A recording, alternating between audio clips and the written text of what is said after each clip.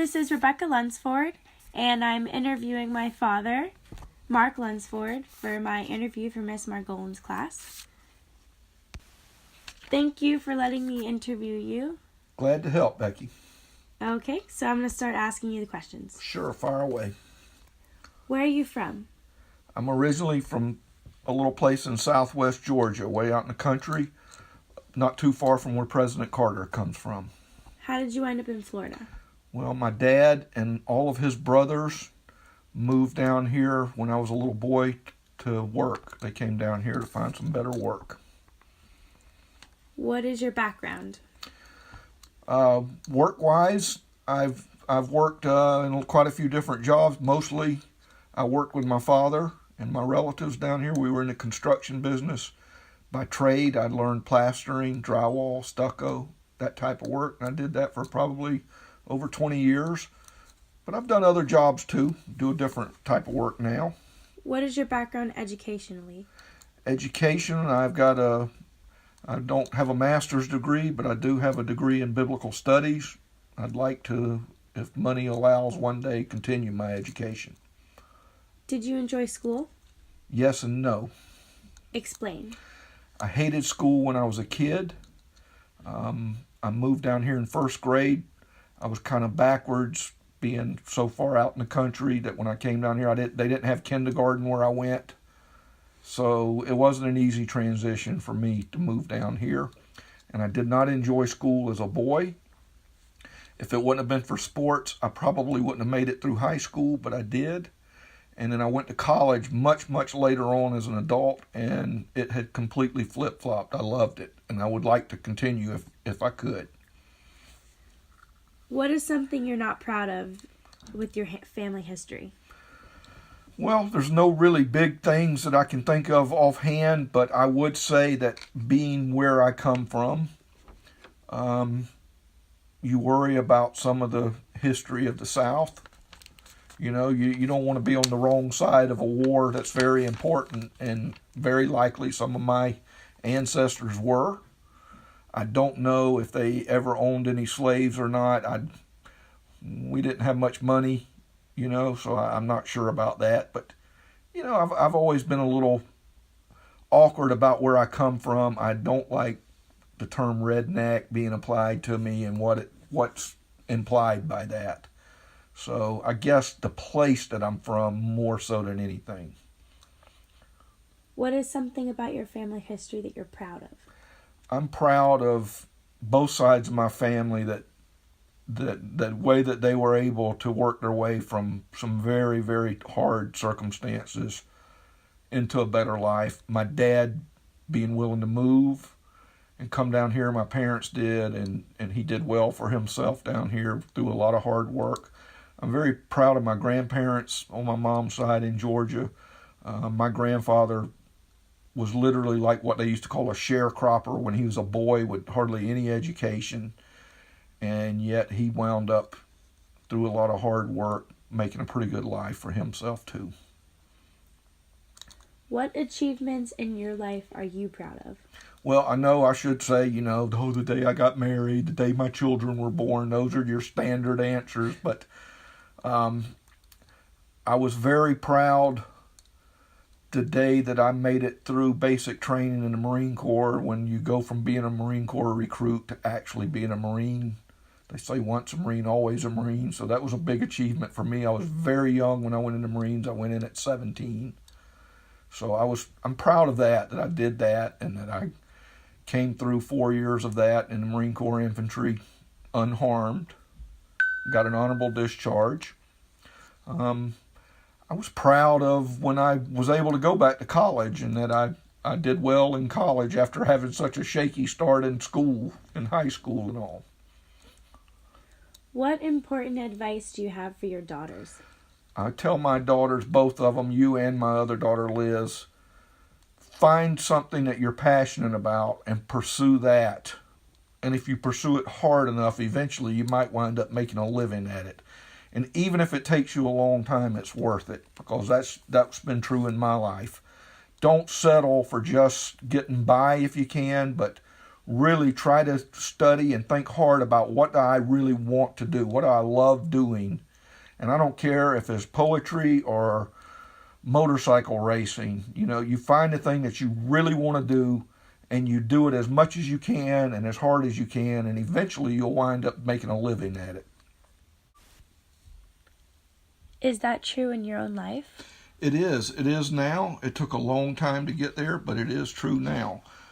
Even though I was working in trades and making a living, I still was able to pursue with passion what I wanted to do, which at that time it was volunteer ministry work as a layperson. And I did that for a long, long time, and I built up a lot of experience, which led me to where I am now, which now I'm an ordained pastor. I'm at the church right next to the school here. I do a lot of work in the area of recovery and helping people turn their lives around and find hope. And it just gives me a flow to my life that I never had before. It gives me purpose and flow, and I really enjoy what I do now because it's what I love to do. Most important thing that defines you? My faith. How so? Well, in the Bible it says, therefore, if any man be in Christ, he's a new creation. Old things have passed away. All things are made new. So I think in surrendering my life to Christ, it changed me as a person spiritually, and I'm no longer defined by temporal things that can be taken away from me. I'm no longer defined by my mistakes or my struggles, but I'm defined by the Son of God himself. And so that's a life-changing thing for me. What is your political view? My political view is private. That's another thing I learned from my dad. When I go in there to vote, I pull that curtain short and I cast my vote as best I can, and I walk away and deal with that. And I don't like to engage in political argument. I'm proud of being from a place where people can have different political views.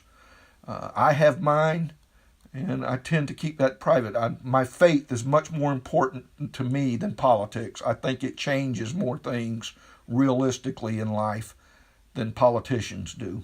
Left wing, right wing, same old bird. What do you like to read? I like to read a little bit of everything, but I mainly like to read, I like theology, philosophy, I like history, I like different types of English literature, I like poetry. So I would say that that's one thing in my life that I've been blessed with, is I love to read. I've read from the age of 8 continuously, pretty much all my life. And so that's been something I still enjoy to do. I like to spend a lot of time reading. Who are your favorite authors? Well, fiction, I like Herman Melville. I like Mark Twain. Writers today, there's a writer named Edward Rutherford that I really like a lot. I like John Irwin, who's a writer today and has wrote a lot of fiction. Philosophy, theology, Institutes of the Christian Religion by John Calvin. Systematic Theology by Louis Berkhoff. Bondage of the Will by Martin Luther. Freedom of the Will by Jonathan Edwards. Those are all classic theology-related books. Poetry. I think John Milton wrote the defining poem of our times and of Western literature. It's a poem called Paradise Lost. It's not theologically correct in all areas, but it's a poem, so it doesn't have to be. It's called Poetic License. But it is an epic poem. After Milton, there's a period where a lot of people love Wordsworth and the Romantics. I'm not as big a fan of that, but that's just personal taste. Believe it or not, I love the modernist. I love T.S. Eliot, The Wasteland, Love Song of J. Alfred Prufrock. Those are the birth of modernist poetry. I love Walt Whitman, even though I'm not, theologically aligned with these guys. I really love modernist poetry. So those are some of my favorites. There's a lot more, though, but I like to read different stuff. Are you optimistic about your future? Well, as I said earlier, because of my faith, I'm optimistic about my long-term future for sure. I think I know my destiny, in other words. And that's a life-changing thing to understand, that you do have an importance that transcends this world and goes beyond the here and now. In other words, I've got more than a 6-foot hole to look forward to by my faith. Now, my short-term future, sometimes I'm not as optimistic about that, because I think this world can be a pretty rough place.